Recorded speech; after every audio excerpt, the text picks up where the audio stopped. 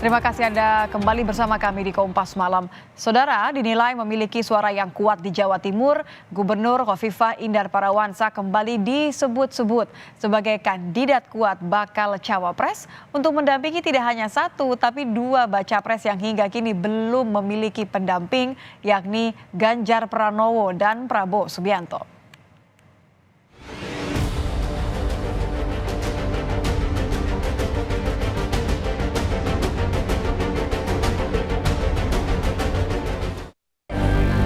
Nama Gubernur Jawa Timur Khofifah Indar Parawansa kian menguat disebut-sebut sebagai bakal cawapres bagi Ganjar Pranowo atau Prabowo Subianto yang hingga kini belum menentukan pilihan pendamping di pemilu 2024. Pengasuh Pondok Pesantren Al-Falah Kediri, Gus Kautsar bahkan menyebut Khofifah sebagai salah satu di antara dua nama bakal cawapres yang akan mendampingi Prabowo. Usai hadir dalam acara silaturahmi Prabowo dengan sejumlah kiai Jawa Timur, Gus Kautsar memberi sinyal nama Khofifah Indar Parawansa muncul. Meski masih menunggu restu dari Joko Widodo dan para kiai. Ya, beliau jelaskan salah satu nama dari beberapa calon wakil presiden yang akan beliau ajak. Itu tapi pasti akan menunggu restu dari Bapak Jokowi dan Pak kiai-kiai tadi. Kayaknya begitu. Tak hanya kubu Prabowo, Ketua DPP PDI Perjuangan Puan Maharani juga menyebut PDI Perjuangan memang mempertimbangkan sang Gubernur Jawa Timur untuk mendampingi Ganjar. Tidak hanya Khofifah, tapi juga Menko Polhukam Mahfud MD karena keduanya diklaim memiliki suara yang kuat di Jawa Timur. Ya apapun kan Pak Mahfud dan Mbak Khofifah itu memang dari Jawa Timur kan, jadi memang mempunyai ceruk suara masing-masing. Ya itu juga menjadi pertimbangan dan tentu saja calon presiden yang ada mempertimbangkan hal tersebut, termasuk PDI Perjuangan. Yang jelas, baik PDIP maupun koalisi partai pengusung bakal capres dikejar waktu untuk menimbang dan memutuskan siapa yang akan mendampingi Ganjar Pranowo dan Prabowo Subianto di Pilpres 2024. Mengingat jadwal pendaftaran peserta Pilpres kurang 1 bulan lagi, yakni tanggal 19 hingga 25 Oktober 2023. Tim Liputan, Kompas TV. Jadi kira-kira kemana pilihan Khofifah akan berlabuh? Apakah menjadi bacawa pres Ganjar, Prabowo atau justru bukan keduanya? Kita akan membahasnya bersama Burhanuddin Muhtadi, Direktur Eksekutif Indikator Politik. Selamat malam Mas Burhan. Malam. Mas Burhan, ini kan kita semua deg-degan ya, menunggu semakin dekat waktu pendaftaran, tapi yang dua ini belum juga punya pendamping. Tapi saya ingin mengutip ucapannya Gus Kautsar terlebih dahulu. Katanya kan dari dua nama kuat bacawa pres Prabowo, salah satunya adalah Khofifah, hanya tinggal menunggu restunya Jokowi. Anda menilainya bagaimana? Kalau benar nih Khofifah akan menjadi bacawa presnya, berarti atas arahan, izin, restunya Jokowi? Ya, saya sendiri tidak tahu persis ya apakah betul klaim Gus Kautsar. Kalau betul berarti mengkonfirmasi banyak elit politik yang mengatakan bahwa Presiden Jokowi punya taji yang luar biasa dalam menentukan peta 2024. Jadi bukan sekedar approval ratingnya yang tinggi, tapi juga menentukan dalam mengutak-atik capres-cawapres yang direstui oleh beliau. Tapi paling tidak kalau misalnya itu benar, itu menunjukkan sekali lagi betapa kuatnya peran Presiden Jokowi dalam menentukan peta elektoral 2024. Tapi kalau di luar kemampuan utak-atiknya Jokowi kan tentu masing-masing koalisi, masing-masing partai, masing-masing baca pres ini kan punya pertimbangan sendiri. Antara Prabowo dan Ganjar, menurut Anda mana yang paling mungkin untuk meminang Khofifah? Nah, kalau ditanya kepada publik, saya mudah sekali menjawabnya. Jadi kalau ditanya kepada publik, sebenarnya Khofifah elektabilitasnya masih rendah. Dia sangat kuat di mata elit, terutama pendukung NU, ya. Tetapi kalau ditanya kepada publik, cawapres yang dianggap paling pantas mendampingi Ganjar Pranowo itu ya antara Ridwan Kamil dan Erick Thohir. Sementara cawapres yang menurut publik dianggap pantas mendampingi Mahfud ya? Bukan juga, Mahfud ada di peringkat ketiga. Yang dianggap mendampingi Prabowo Subianto itu Erick Thohir unggul jauh, baru kemudian Gibran. Tapi lagi-lagi kan mengapa Khofifah muncul di kalangan elit itu pertimbangannya Jawa Timur dan NU.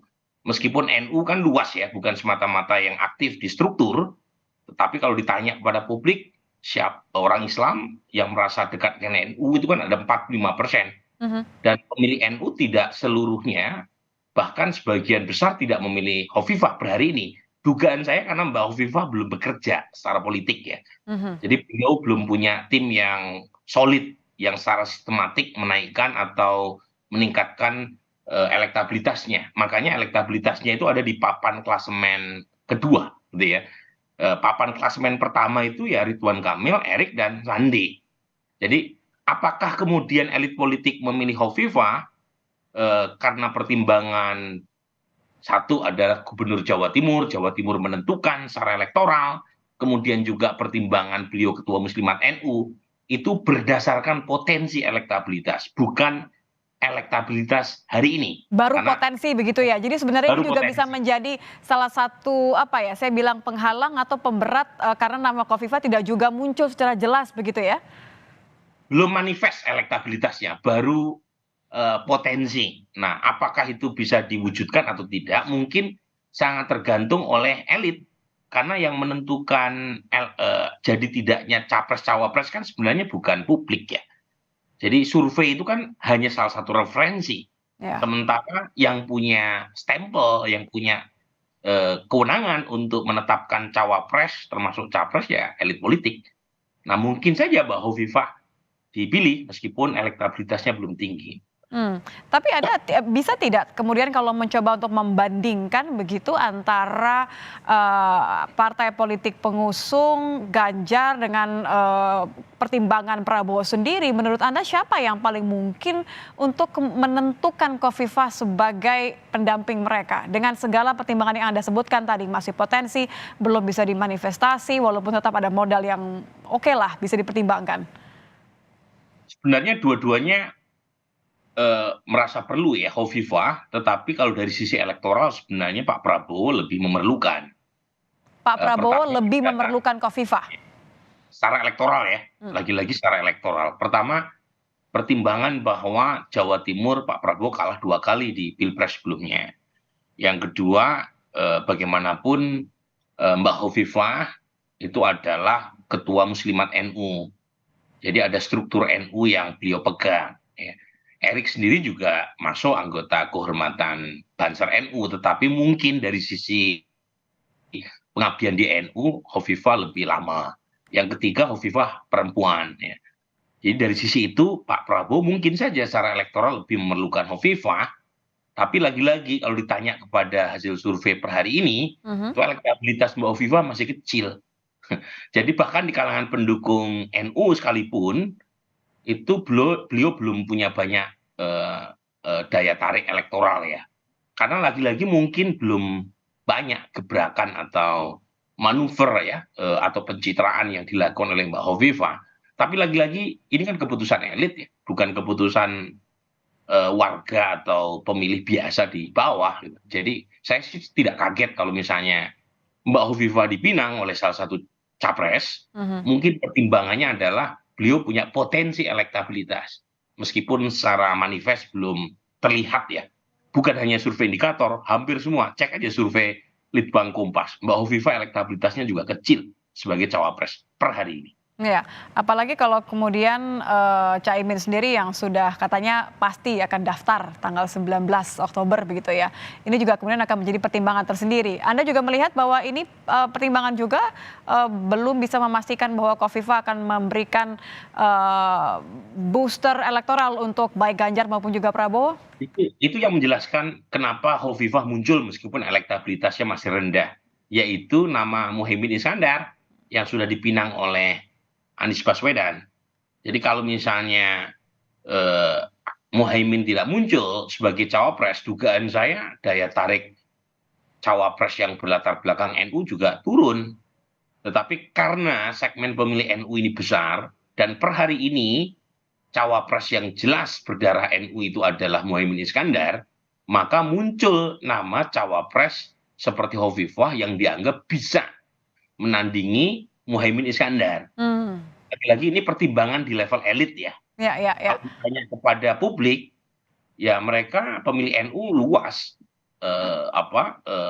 klasifikasinya, kategorisasinya, dan mereka mungkin tidak memilih berdasarkan semata-mata karena darah NU. NU 45% pemilih Muslim merasa dekat dengan NU, tetapi cawapres yang mereka pilih itu sebagian besar milihnya ke Ridwan sama Erick Thohir. Oke. Sementara Hovifah masih kecil. Jadi Hovifah. lagi-lagi ini aspirasi elit politik maupun elit agama. Jadi yang kita tanya, yang kita lihat tadi misalnya banyak kiai yang memunculkan nama Hovifah itu kan aspirasi elit agama. Jangan lupa 2004 banyak tokoh NU maju semuanya kalah. Misalnya Kiai Hasyim Muzadi ketua PBNU mendampingi Ibu Mega kalah. Ya. Adiknya Gus Dur Salahuddin Wahid mendampingi Pak Wiranto kalah. Artinya kemudian tidak ada kemudian tokoh ini yang benar-benar bisa dianggap memastikan suaranya Ini poin mengangkat penting. semuanya begitu ya. Tapi begini. Ini poin penting. Oke, boleh, Sebentar, silakan Mas. sebentar aja. Kalau misalnya 3 cawapres punya darah NU, jangan-jangan capres-cawapres yang tidak berdarah NU tetapi punya daya tarik secara elektoral ke warga NU yang menang. Siapa pemenang Pilpres 2004? SBY dan JK. Termasuk di Jawa Timur, wilayah yang dianggap ke NU-nya paling tinggi. Nah, jadi poin saya, kenapa demikian? Mungkin saja karena pemilih NU-nya terpecah. Karena saat itu muncul Hasyim Muzadi, Salahuddin Wahid, Hamzah. Jadi pertimbangan perang NU, paling NU di sini itu bisa buyar tuh. Kalau misalnya semuanya memunculkan cawapres NU, jangan-jangan pemilih NU terpecah. Justru berbalik begitu ya? Dan karenanya kemudian pemilih mencari capres-cawapres lain di luar dari NU. Benar-benar terpecah. Tapi begini, ini terakhir pertanyaan dari saya, Mas Burhan. Kalau misalnya ada di tangan Khofifah keputusannya begitu, kalau Khofifah bisa menentukan, menurut Anda kemana kedekatan emosional Khofifah? Apakah kepada Ganjar atau kepada Prabowo? Ini pertanyaannya harusnya ditanyakan ke Khofifah, bukan ke saya. Menurut Saya Anda? tidak tahu. Saya tidak tahu ya. Dugaan saya sih beliau happy-happy saja, baik ke Pak Prabowo atau ke Ganjar. Jadi menurut saya beliau dalam posisi di Pinang, ya, kalau misalnya di Pinang sama Anies, Mbak Hovifah sudah jelas menolak. Tapi kalau yang meminang Prabowo atau Ganjar Pranowo, dugaan saya beliau nggak ada masalah di antara keduanya itu. Berarti mungkin benar tadi dugaan tunggu restu dari Jokowi begitu ya? Alam, saya tidak bisa mengakses kamar belakang. Baik. Terima kasih Mas Burhan sudah bergabung bersama kami di Kompas Malam. Burhanuddin Muhtadi, Direktur Eksekutif Indikator Politik sudah bergabung di Kompas Malam. Selamat malam Mas.